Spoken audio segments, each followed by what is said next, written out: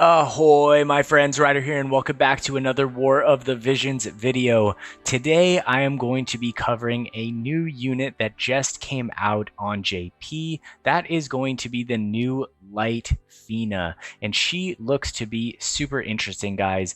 I know I haven't been making as much War of the Visions content, but I do really love this game still. So on top of doing arena showcases for new characters that I get to pull, you know, because it's kind of hard to make videos outside of that. Orange J covers a lot of the notices. If you guys would like to see me covering more notices videos, just let me know in the comments below, and if there's a good amount of you guys, then I will definitely take that into consideration. But something cool that I think I could still do is cover the newer units when they get released on JP and as soon as they go up on War of the Visions calculator. So that being said, let's jump over to the new unit and check her out now. Alright guys, so here we are over on War of the Visions calculator. This is the new Light Fina. She is a bow user, and she honestly looks pretty awesome. So today I'm going to be checking out her new weapon, the vision card that comes with her, and the unit itself. So let's get into the weapon right here. This says magic, aim, and critical. It does look like this is going to be maybe an accuracy focused weapon or magic based. I don't know how much of a damage dealer she's going to be. Accuracy is the one that's kind of looking at me right now. Other than that, the stats on this is going to be increased magic 30% for self and decrease non-attack and regular attack skill activation time 200, plus it gives her a healing power boost of 15 to self, which is pretty solid. Now, other than that, she is coming with a new vision card. I don't know exactly the name of this. This says something sexy pose, something sexy pose. All right, so this is going to give HP 322, 166 magic, and 15 luck at max level. The bestowed effects are going to be 10% magic and AoE resistance 10. Now, when we look at the actual party effects, guys, they are pretty damn good. I think that if you're in any way a greatsword runner, even if you don't pull for Fina, this card is almost a hands down must pull. This is so good. So increases agility 18%, increases accuracy 20, and then increases HP 25%. It's like so good, guys. It's a really good card. On top of that, on arena maps, it will increase evasion by 12, and the sub slot is going to be 9. So yeah, this is honestly looking like a really good card. For me, this is for sure pull. Now, as for the unit, let's jump over and we're just going to take a quick look. I've also put together 3 different team formations on War of the Visions, which I will show you guys at the end of the video for how I think she could be run in different team comps. So this is going to be her Trust Master right here. HP 188, it is cloth, magic 42, 5 spirit, and critical hit rate 8. It's going to increase range by 1 for 4 turns for self, and then also reduce physical damage taken the larger the attack area size by 25%. This is also going to be magic and physical up to 25% damage. So this is a really good Trust Master ability. It does last 4 turns, which is like the new normal now. Honestly, this is really good. I have a question for you guys. Does increase range 1 increase range for all allies? Like, would this increase Cloud's slashing attack or his regular abilities by 1? You know, for example, Clim Hazard or whatever. I can't remember the name of his abilities, but because if it does, it's probably pretty solid for a lot of characters across the board. If it's only for ranged characters, which I can't imagine it being only for ranged characters, it's still really good. Honestly, is a solid Trust Master ability. Now, as for Master abilities, we have all the typical things here. HP 10%, light attack 15. It looks like it says HP 10% twice there. Decrease non-attack skill activation time 200, along with regular attack skill activation time 200. It also increases single target resistance by 10. All right, the Dream ability will increase non-attack and attack skill activation time by 200, increase accuracy by 15, and upgrade the skill Shining Resist. All right, so I guess we'll see what that is. Her sub jobs are going to be Magical Striker, and Red Mage here. Okay, so she's got what looks like a new sub job, or at least I'm not recognizing it right off the bat. She is not limited, and she is 100 cost with 3 move. Other than that, let's jump in and actually check out her skills. All right, so for support, the first one is going to increase range by 2, increase spirit penetration by 40, and increase accuracy by 25. So definitely looking to be a very accurate unit, I think, off the bat, especially looking at her card. She's going to increase single target resistance by 12 for self and agility by 12% for her second ability here. Her third ability will increase healing power by 20 and decrease chance of being targeted by 3 for self. This one seems very probably not often used, but it could be useful. Then we have increase AP 15 for self and 200% chance magic damage, 10% boost. So essentially, she gets a 10% boost to all magic damage for self right there. So pretty solid. The fourth one here, or is this the fifth one? Increases magic attack by 24% for self and also decreases non-attack and attack skill activation time by 200. And then the last one here will increase spirit by 12 and increase magic resistance by 15%. So this one for sure must have. I'm thinking that the next one would be agility. I think agility is always a pretty solid go-to, depending on how good of a DPS or how much damage she might be able to bring to the team. This one could also be good. There's also this one right here, just depending on how her cast times are. So she does have some options here, which is always really nice to see. As for her counters, the first one right here, Sexy Pose is the first one. That's pretty funny. Chance to counter all damage 15, chance to counter all damage 30%, and a 50% chance to inflict charm for 3 turns. So that's why it's called Sexy Pose. That's pretty fun, actually. The fact that she can counter and charm you is pretty solid, especially because this unit is going to be always run at 97 Faith. So honestly, that's the go-to, I would say. Chance to counter all damage 20%, and increase healing 120 time multiplier to self. So that's also really good. And she has a magic reflex here. So pretty solid counters all around in her abilities. Her EX buffs are going to upgrade 2 different skills. One of them is Shining Resist, and the other one I can't read because of the kanji. Now let's look into her actual main job right here. The first kind of bread and butter move right here is going to restore HP by 210 multiplier for an ally and also dispel poison, frostbite, blind, silence, paralyze, confusion, and berserk. So pretty solid single target heal right there at 22 TP cost. This second one right here, all right, it looks like this is it right here. The effect is not translated. It looks like it nullifies charm for self, nullifies stop for self, increases physical distant base resistance by 7, minimum range 4. So it looks like this gives her kind of a honeycomb effect, kind of like Squall right here, which could be very interesting because she's trying to stay at range throughout the fight. So honestly, I'm super curious to see how this ability is translated when we get into the game. But this looks like her go-to single target buff right here. Now, as for her AoE buff right here, it does look like it has, oh, it looks like she has 2 right here. All right, so this one, oh no, I think that this actually has 2 different upgrades to it. All right, so let's just look at the final one right here. Oh, it looks like this is the upgrade. So this becomes Shining Resist based on what she does. So at first it is Blosamu Resisto. I can't read that exactly right there. All right, so how do we get Shining Resist right here? This ability, oh, at job level 22, this will become Shining Resist right here. Okay, so let's look at what this ability is. This is her go-to AoE cast right here. This is going to reduce the damage by 100% for 2 times to self. That's solid. So basically 2 hits, she's nullifying them, completely no damage.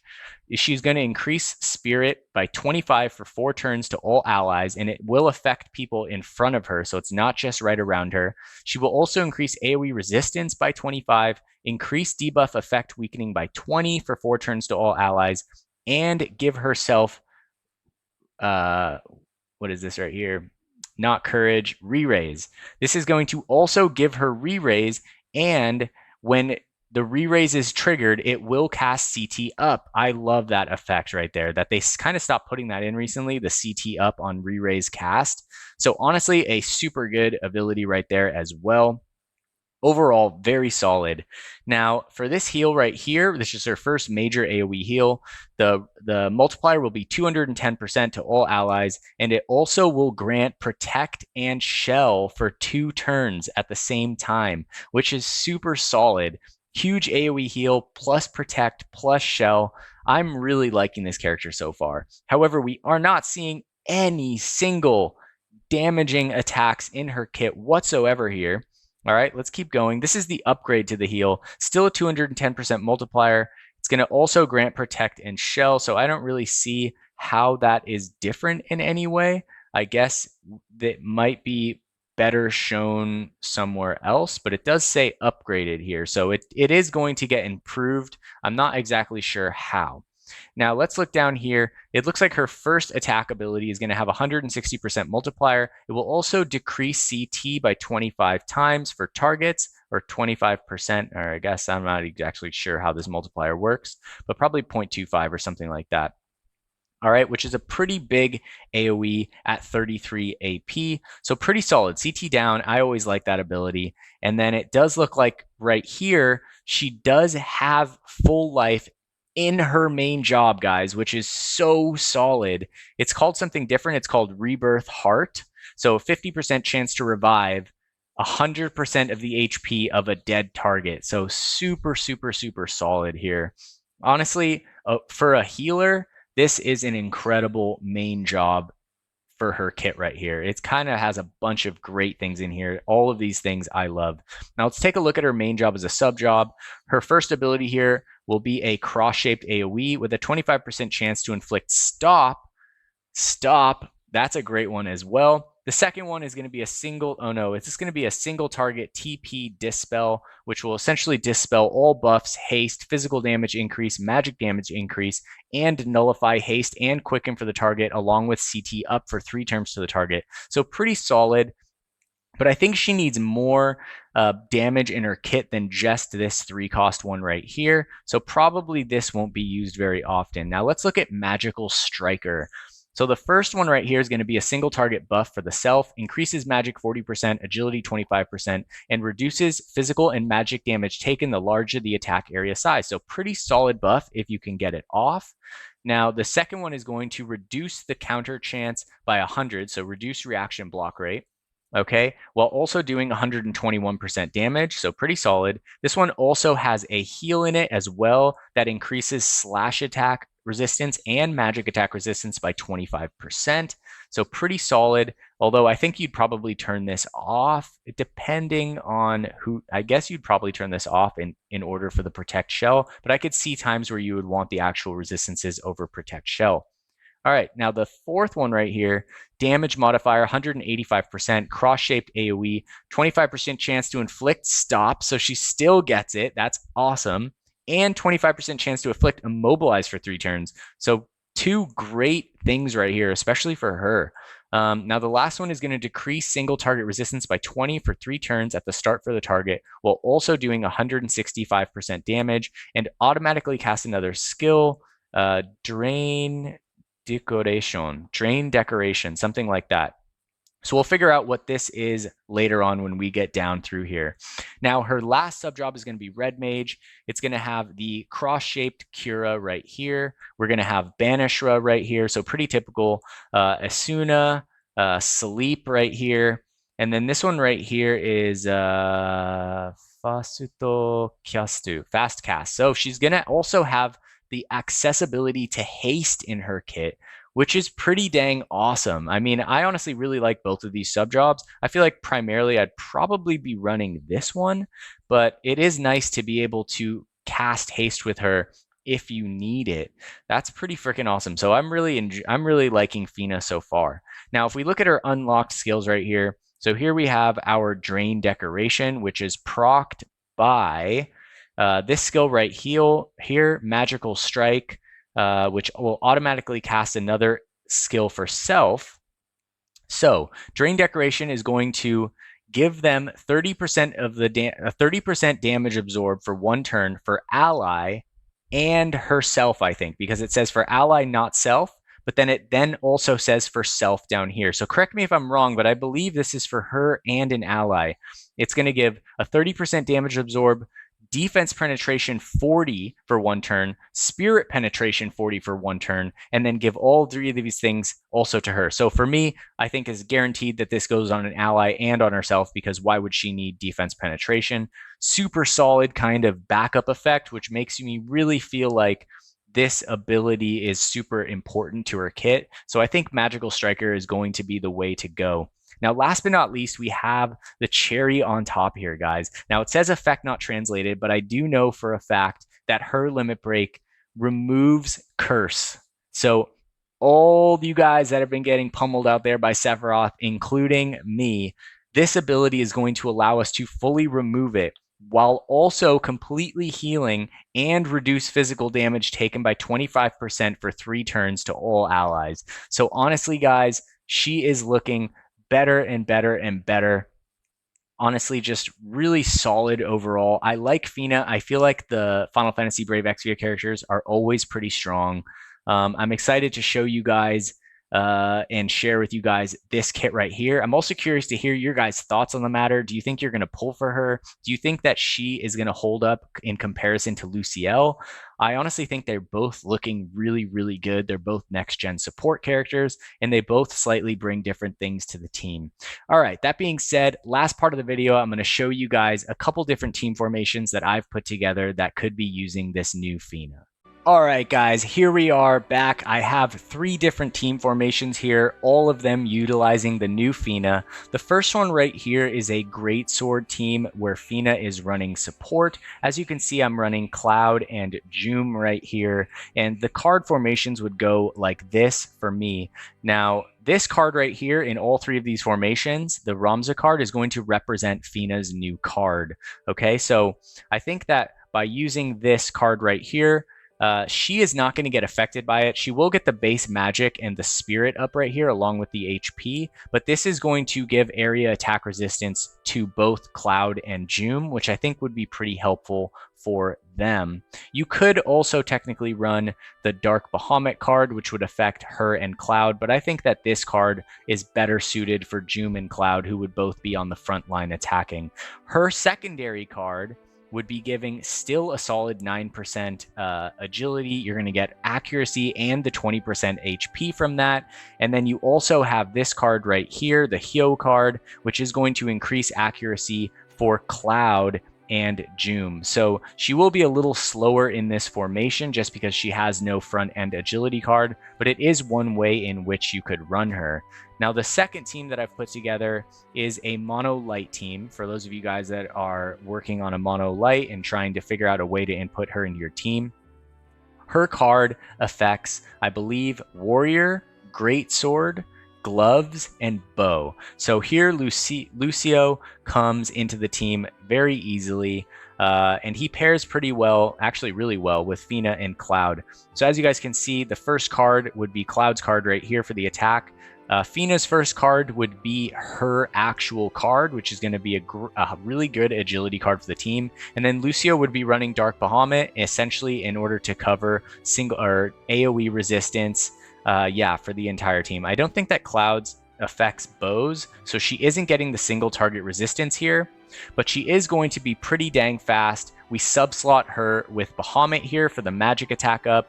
On Lucio, we subslot his agility card down here so that him and Cloud will both be running pretty quickly. Now, Lucio, I wish he would have come out a little bit later so we had next gen stats, because I really feel like this character is awesome. But for those of you guys running Mono Light and looking for a team, this is one variation that could work right here. Now, last but not least, we have the third team, which I think a lot of people would probably be trying to run, which would be Cypher. We have little Leela right here playing Cypher. She's the only dark character I had that is of the warrior type right here.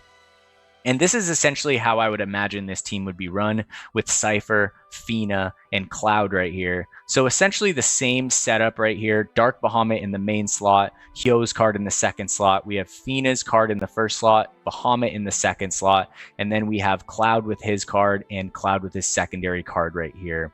So other than that, I think that these are three teams that will work really well for her. I know there's a bunch of different formations out there that you can slot her into, especially with all the kind of diversity that you're getting in all these different teams that you can actually make with more and more job VCs coming out.